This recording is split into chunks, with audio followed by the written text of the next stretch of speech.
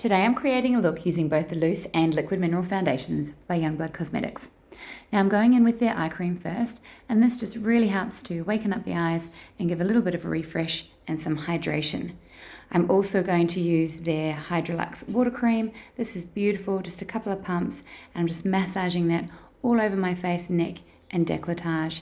Once again, just adding some hydration to the skin. And I'll let that settle in before I go with my mineral primer. Just pressing this all over my face and making sure I go over my eyes and also down my neck and décolletage, and just pressing it into the skin and allowing that to settle in.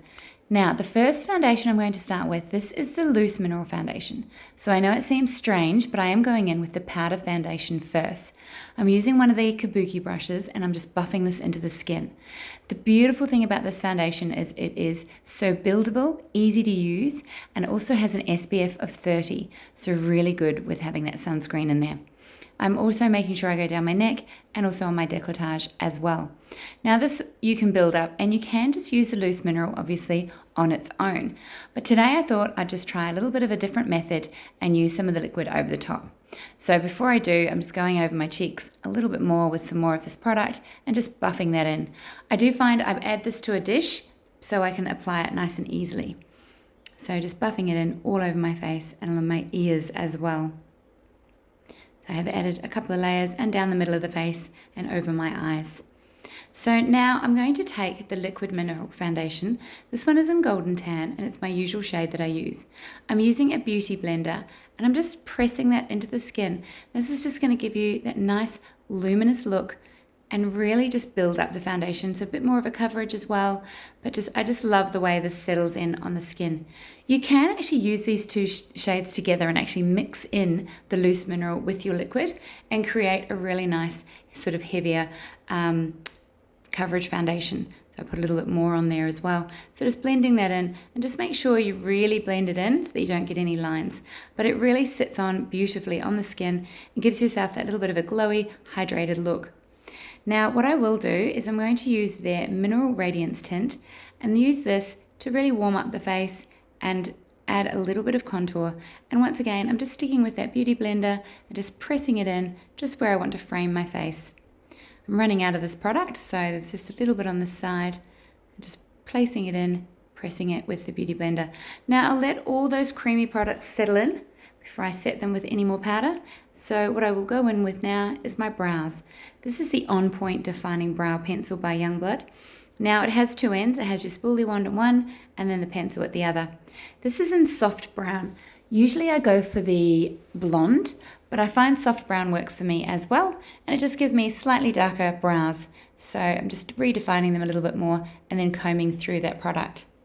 This is called Timeless. It's one of the eyeshadow quads. I do like this quad. All four shades work really, really well together and nice and easy to use and gorgeous complementary colors. So I'm going in with the lightest color because it's matte and really sort of setting the foundation. This is a tan shade and it is just a gorgeous crease shade just to really give my eye socket some shape before we go in with any shimmer products. So just buffing that into the crease. I'm using quite a large fluffy brush because I really want that just to frame that eye and really blend it up onto that brow bone. So just working that in back and forth. Really, really simple. And you could just leave it like that if you wished. I'm placing some underneath the eye as well, just to frame my eyes a little bit more.